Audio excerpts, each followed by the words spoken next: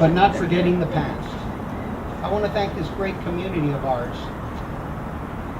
for all the support we've received during this construction project. It's incredible how many emails we've received, how many people have asked questions concerning the construction. Even someone told me that they were at a restaurant in another city and heard the table next door talking about this grand Oliva building. So I thank the community and I thank everyone here for supporting us in this beautiful venture. This building was built in 1888. 30,000 square feet factory. That's over 130 years old. 3 stories tall, which supported 1,200 cigar rollers in its day. Imagine this building with maybe only 1 bathroom. It's back then people would live nearby, they would go home, take a break, and come back and work. This building is a testament of time of how Ybor City was in 1888. Imagine the smell of coffee, the smell of cigars, the smell of coffee every day where you walk, whether it was 7th Avenue or at work. City started off with less than 1,000 people, and within 10 short years there was over 15,000 people rolling millions of cigars per year. Not only did the cigar factories where they built, this city was founded by Vicente Martinez-Ybor. And these great heroes not only came to build factories, but they came to create a city. They came to build houses, they came to build churches, they came to build theaters. They basically came to build a city for their workers.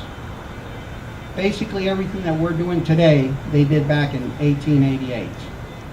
Not only did they build houses and create a city, but they brought lectors who read to the workers, people that were very educated, that would read greats like the Don Quixote, books like Don Quixote, and other great literature works. And they became very educated. They would be read newspapers in different languages, articles. They knew world events. So not only were they working, but at the same time they were learning about life and history. One of the great lectors, the first great lectors, was Jose Dolores Pollo, and he followed Jose Martinez-Ybor here from Key West, and was our first elector. After he went back to Key West, he was a very influential leader in the independence of Cuba. Today, as we sit here, and we are talking about Vicente Martinez-Ybor, last week we had a 200th anniversary of his birth.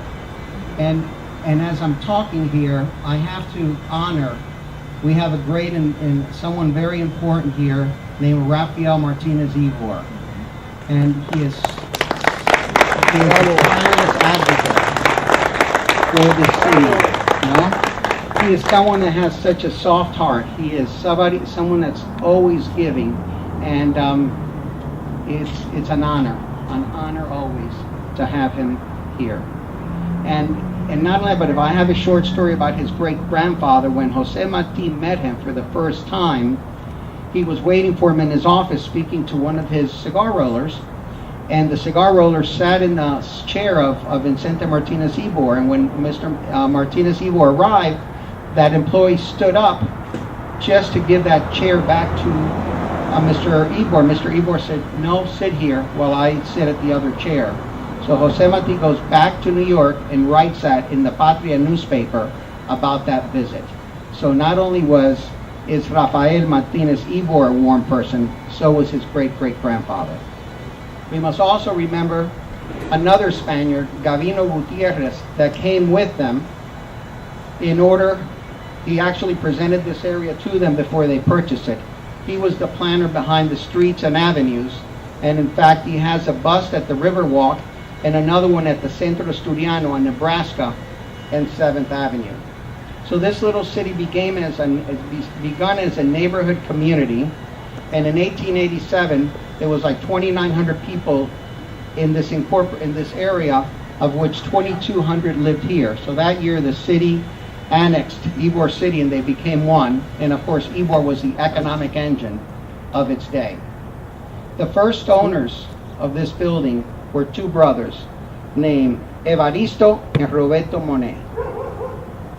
They created this factory when the city was just starting. Back in the early days, there was just a handful of cigar factories. This one, of course, the first factory that was built by Martinez-Ybor in the corner of 13th and 7th Avenue, which was given to his employees, which they named it El Liceo Cubano, and Ignacio Haya's factory that was built on the corner of 15th and 7th Avenue. There was a few others, but these were prominently the largest factories in the area. But within a short 10 years, there was over 40 factories employing thousands and thousands of people in this area. This building was built by C.E. Purcell, which built so many buildings, so many factories, and in fact, he was the builder that built what we call today the Don Vicente. Back then, before that, it was the Gonzalez Clinic, and before that, of course, it was the construction company of Mr. Martinez-Ybor and his partner Eduardo Manrada. When Jose Marti came for the first time in November 25th, 1891, he came to this building after that, documented over 3 times. In the following visits, he came about 3 times to this building to talk to the workers, and that shows you the type of building this was, the importance of this building that it had in its day. But of the most important, I think, ownership that we know of this building was a time in history that corresponds to Mr. Angel Oliva Sr.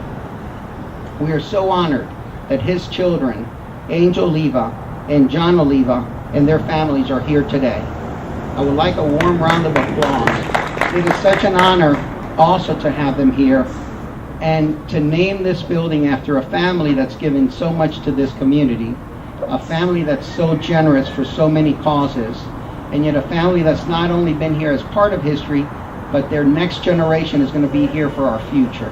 So we're so lucky as well to have them, and I couldn't be prouder to have this building named CASA Oliva.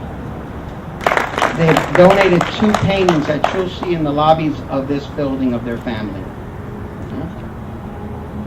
In our quest to make this building as close to the likeness as it was back in the 1880s, we took great pride. This building, not many people will know, but it leaned during construction. We tried to keep it a secret, but it wasn't, we didn't do a good job. But because of that, this building is going to last hundreds of years. The foundation was redone. We put shear walls all the way to the 3rd floor to strengthen this building, and with the diaphragm it has inside, this building is here to stay. Like my friend EJ said, the layers of paint were brought down to find its original colors. The loading dock was built in the 60s, but the entrance on the other side is like it was back then. These shutters, most of them 50 to 60% are original. The metal roof, as you see, is the way this building looked. So we tried to recreate this building as close to the likeness of the factory back in its day, including not fencing it. Because that day, in those times, people would not fence their property. It would be open, and the people would live in the community and share with everyone else. Not only did we take great pains for the exterior of the building, but the wood floors that you see inside are from a building that was being torn down near Chattanooga, Tennessee, that was built in the 1880s. An old big textile factory.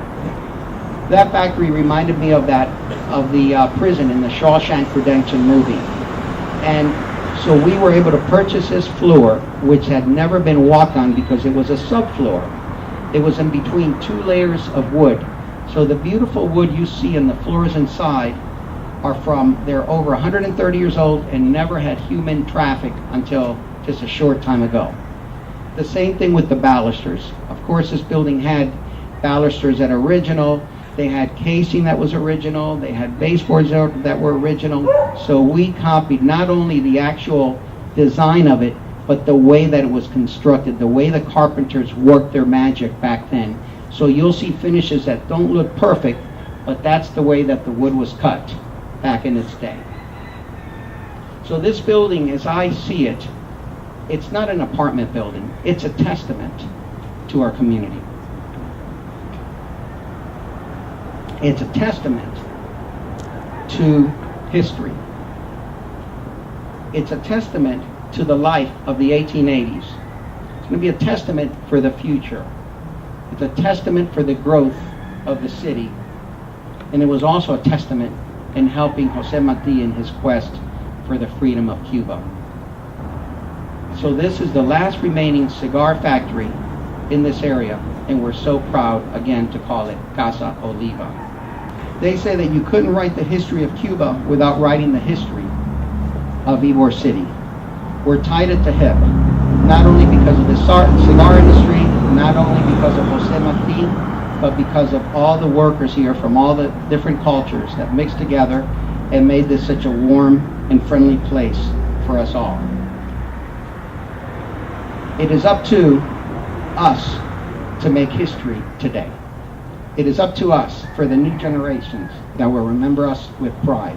And today we look at our old heroes, Vicente Martinez-Ybor, Ignacio Aya, Eduardo Marrada, Roberto Monet, Angel Oliva Sr., all those greats that enriched our city.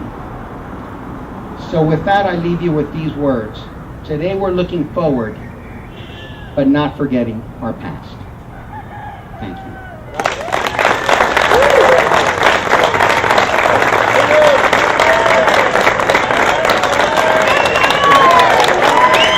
Oh, yeah,